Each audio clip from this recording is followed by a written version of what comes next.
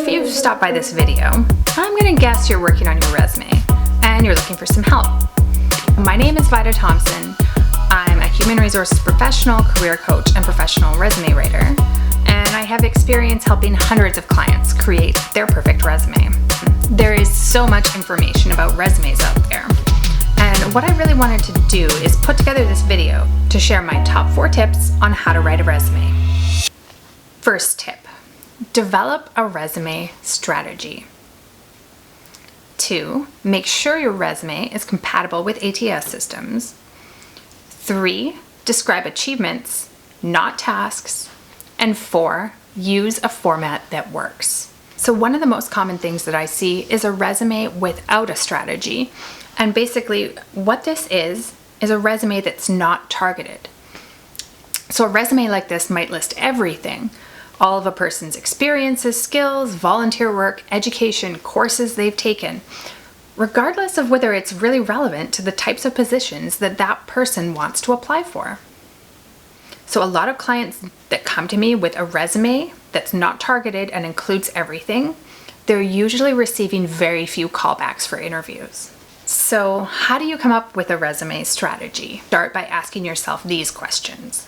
What types of jobs do I want to apply for? So you really do need to be specific and targeted in your approach. So be honest with yourself. Do you know exactly what you want to apply for? Or are you open to multiple types of roles? You really need to make sure you have a clear idea of what you want before you start writing.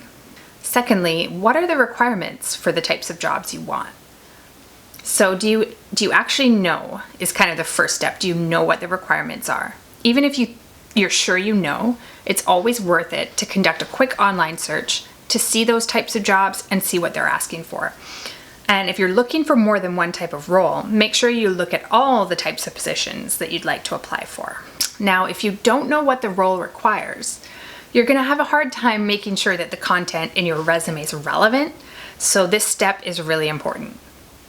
Finally, the next thing you need to ask yourself is, how does my experience fit into these requirements?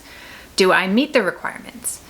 If not, or if I don't quite meet them, how can I describe my experience so that it's more relevant and so that it fits? And really, that word relevant is the most important part. Everything in your resume should be relevant to your goal, to your ideal job. Tip number 2, make sure your resume is compatible with ATS systems. So ATS systems, applicant tracking systems, are software systems that are really used in basically all online applications to help companies screen and select applicants for positions. If you plan to apply for any positions online, you really need to take ATS systems into account. So I've worked with many clients who went from receiving no callbacks on their resumes to achieving multiple interviews. And I believe that really the hugest factor in that was incompatibility with ATS systems. So, what are some of the factors that will help your resume to be compatible? First, keep it simple. So you don't want to go overboard on stylistic elements, even if you think it looks great. Text boxes, lines, tables, graphics, those can be really incompatible with ATS systems. Second, you want to include relevant keywords. So what are keywords? Well, they're basically words or short phrases that relate to particular requirements for a job. And this could include skills, abilities, credentials, and qualities that the employer is looking for in a candidate. So how do you get this information? How do you find out about these keywords? Well, for the most part, employers actually share the information with you in the job posting. So try reviewing job postings to see what skills, attributes, and qualities that are consistently mentioned, and then make sure to try to highlight those. Finally, I always mention that ATS systems were designed for a more traditional resume format. So what I usually say to clients, if you are using a non-traditional format and it looks great, that's good. But if you're not receiving callbacks, the formatting could be to blame. Stick around until the end of this video because I'm going to talk a little bit more about the ideal resume format to use. Next, describe achievements, not tasks.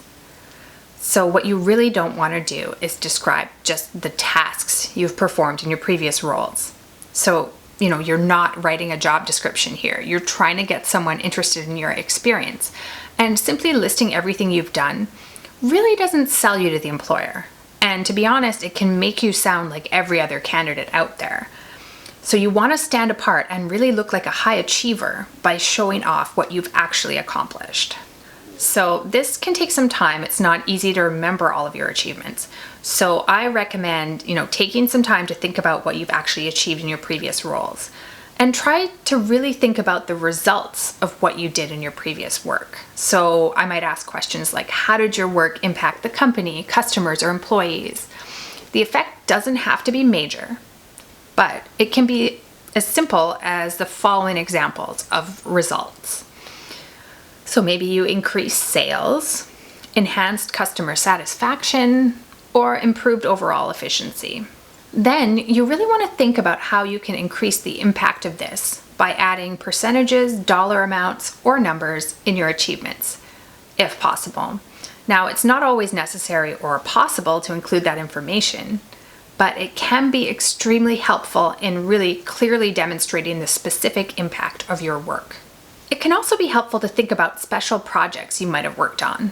Whether it's a new idea you came up with in a previous workplace, a new process or program you implemented, or a presentation that you gave. Finally, make sure that you cover off on the basic format.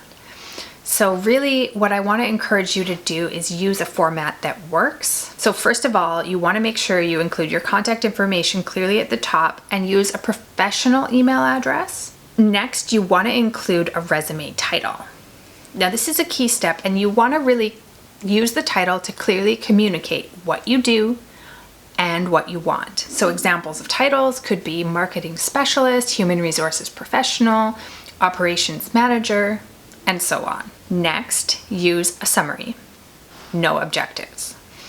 So I still see objectives a lot. It's pretty common. If you have one, don't feel too bad, but I just want to let you know they are outdated. And really, they focus on what you want from the employer. And that's not what you want to do. So you want to move to a summary so you can focus on what you have to offer the employer. So talk about your most important skills, education, and experience to show the positive impact you can have on the company. And don't be afraid to sell yourself a bit in this section. Next, include a section where you describe the highlights of your expertise. And so this is a section where you want to list the most important keywords and skills that job descriptions are asking for, and you want to include this near the top. So the top third of your resume is really where you capture the employer's attention. So you want to think about that, make sure that you do include all of the most relevant keywords in that top third. Also, use a chronological format. So you want to list your most recent experience first and then go backwards. And generally, you only really need to include the 10 to 15 years of your most recent experience. Next, try not to let the resume get too long. So keep it to 1 to 2 pages. Generally, if you have more than 3 years of experience, you're probably going to start moving to a 2-page resume. So try not to get too much longer than that. By the way, if you have an employment gap and that's something you're worrying about, check out my video on how to deal with employment gaps to learn how to handle this.